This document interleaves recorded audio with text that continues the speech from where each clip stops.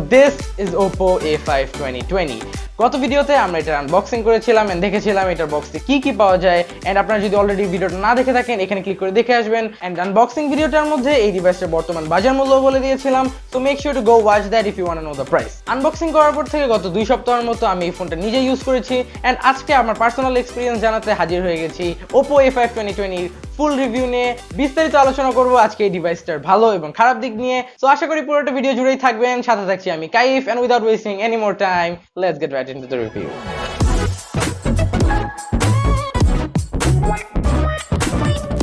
প্রথমত আসি ডিভাইসটার ডিজাইন নিয়ে।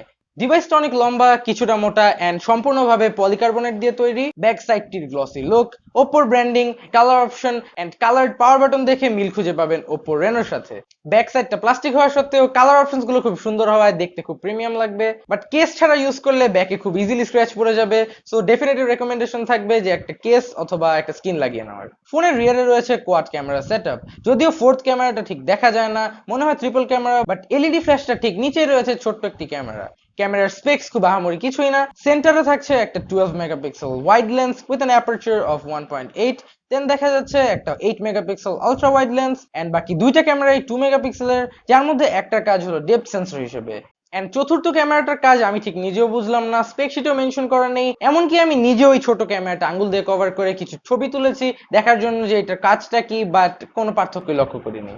তার সাথে একদম নিচের ক্যামেরাটার আশেপাশে একটা গ্রিন সার্কেল লক্ষ্য করছেন, বাট এই টাইপের হাইলাইট সার্কেলস গুলো থাকে ইউজুয়ালি বেস্ট লেন্সটাকে ঘিরে, যেটা এই ডিভাইসের ক্ষেত্রে মিডলের 12 মেগাপিক্সেল লেন্সটা, বাট ওপ্পো সবচেয়ে বাজে ক্যামেরার পাশে দিয়েছে হাইলাইট রিংটা। What? I have so many questions. এরকম প্রাইস রেঞ্জে ক্যামেরা কোয়ালিটিটা আমার ভালোই লেগেছে, বাট Oppo A5 2020 এর ক্যামেরা নিয়ে আলাদা একটা ভিডিও আসবে, ওটার মধ্যে আমি কিছু কম্পারিজনসও করব। So make sure to subscribe and hit that bell button right beside it if you want to see that video. ওই ভিডিওটা দেখলে এক্স্যাক্টলি বুঝে যাবেন এটা ক্যামেরা কোয়ালিটি কেমন and if you want to buy it or not. But আপাতত আমার তোলা কিছু ছবি হয়তো স্ক্রিনে দেখে বুঝতে পারছেন যে এটার ক্যামেরা কোয়ালিটিটা কেমন।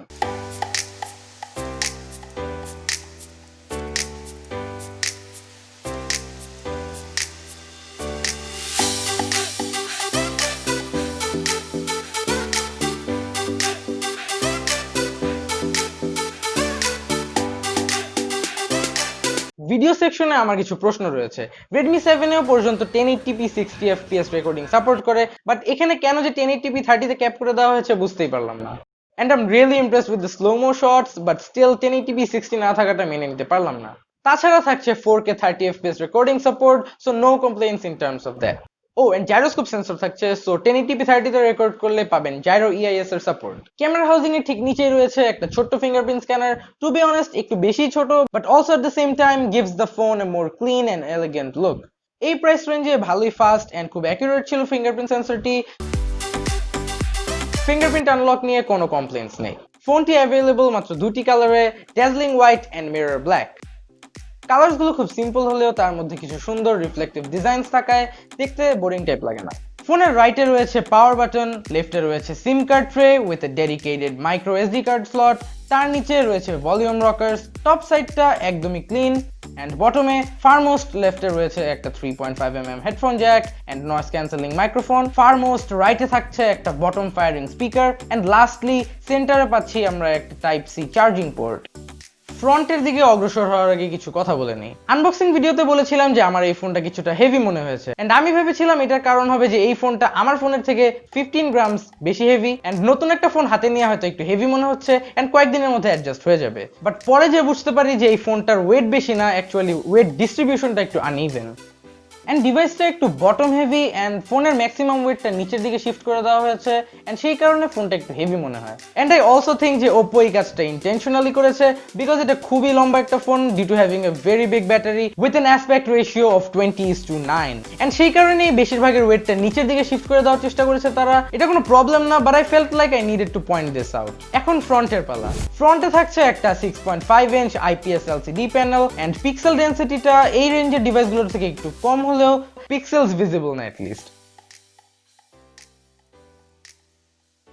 And display resolution হলো 1600 by 720, So yup, we're not getting any 1080p display here, but day to day usage এর মধ্যে 720p and 1080p এর মধ্যে তেমন কোনো পার্থক্যই নেই, and এটা একটা বাজেট ডিভাইস, সো কিছু জিনিস তো স্যাক্রিফাইস করতেই হবে। তাছাড়া ডিসপ্লে কালার্স গুলো খুব ভাইব্রেন্ট এন্ড ডিরেক্ট সানলাইটের নিচেও তেমন কোনো ভিউইং ইস্যুস লক্ষ্য করিনি। এইমাত্র উল্লেখ করা ডিসপ্লেটার আশেপাশে রয়েছে কিছু খুবই থিন বেজেলস এন্ড চিনও ভালোই স্লিম, বাট ফ্রন্ট ক্যামেরার নচটা আরেকটু ছোট হতে পারতো, but that might be a bit too much to ask for, so মোটামুটি ঠিকঠাকই বলা চলে।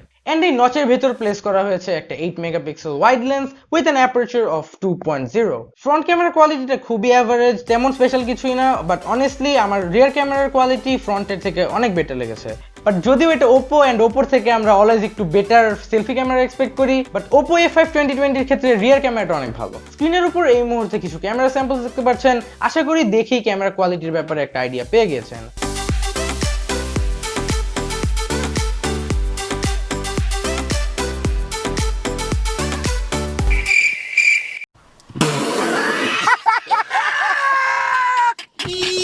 রিসেন্টলি লঞ্চ হওয়া সব ডিভাইসের মতো এখানেও রয়েছে 2D ফেস রিকগনিশন,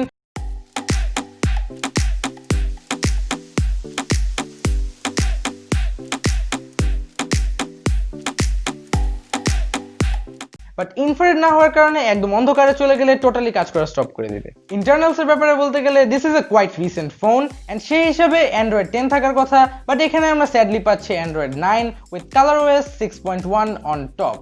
বাট চিন্তার কোনো বিষয় নেই, বিকজ কয়েকদিনের মধ্যেই এসে পড়বে অ্যান্ড্রয়েড 10 অ্যান্ড কালারওএস 7 এর update. It was a very smooth experience using this phone and যতদিন ইউজ করেছি কোনো ল্যাগ ফেস করিনি, but a very small problem that I was facing was regarding the notification panel. ফোনটা অনেকটাই লম্বা হওয়ার কারণে it's a disaster reaching up for the notification panel and it's almost way too hard to do it every time, and তার উপর দিয়ে স্ক্রিনে যে কোনো জায়গায় সোয়াইপ করলে নোটিফিকেশন প্যানেল নেমে আসার ফিচারটা মিসিং।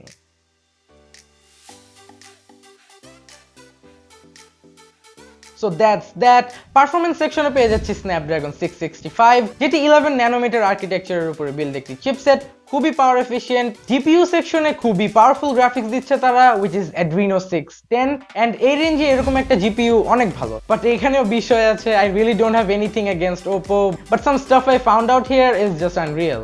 আমি বারবার এই ফোনটা আমার Redmi 7 এর সাথে কম্পেয়ার করছি, যদিও Redmi 7 এর প্রাইস এটার থেকে 4000 টাকা কম, এন্ড স্ক্রিনে দেখতে পাচ্ছেন Redmi 7 এ আমি যেই সেটিংসে পাবজি রান করতে পারছি same সেটিংসেই Oppo A5 maxed out। জানিয়ে রাখা ভালো যে Oppo A5 এর প্রসেসর, সিপিইউ, জিপিইউ সব দিক দিয়েই Redmi 7 থেকে আগিয়ে রয়েছে। আই গেস Redmi 7 এ যেসব রিয়ারলি ফ্রেম ড্রপ দেখতে পারতাম গেম প্লেতে, সেসব হয়তো Oppo তে দেখতে পারবো না, but it's still a shame that Oppo এত বেটার হার্ডওয়্যারেরও অ্যাডভান্টেজ নিতে পারছে না। ও এন্ড ডিভাইসটার তিনটে আলাদা আলাদা ভ্যারিয়েন্টস রয়েছে, 3GB 64GB, 4GB 64GB and 4GB 128GB, যেটা আমার হাতে এই মুহূর্তে আছে, and that's the highest variant you can get of this phone. সাথে থাকছে UFS 2.1 flash storage support, so we got plenty of fast storage but not enough RAM. Maybe. আচ্ছা, এখন আরো কিছু ছোট ছোট ডিটেলস এর দিকে খেয়াল করি, যেমন তারা তাদের ডলবি অ্যাটমস স্টেরিও স্পিকারসটা খুব হাইলাইট করছিল, সো চলেন দেখে আসি কিছু সাউন্ড টেস্ট।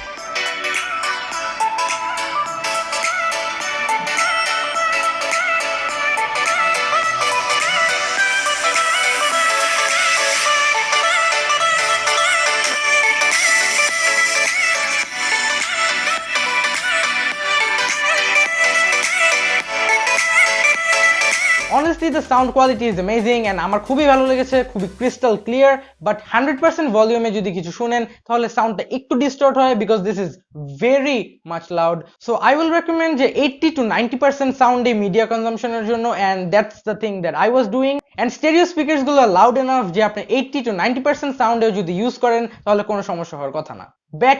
ব্যাটারি কিভাবে ভুলে যেতে পারি, রাইট? ফোনের 4টি হাইলাইটেড স্পেক্স এর মধ্যে একটি বলে যেহেতু কথা। So we get a huge battery of 5000 mAh, but বক্সে মাত্র 10 ওয়াটের একটা চার্জার ইনক্লুডেড, এন্ড স্যাডলি এই ডিভাইসটা ফাস্ট চার্জিং ও সাপোর্ট করে না। সো আপনারা এমন না যে বাইরে থেকে একটা 18 অথবা 15 ওয়াট চার্জার এনে চার্জ করবেন, আপনার এই 10 ওয়াট চার্জারটা ইউজ করতে হবে।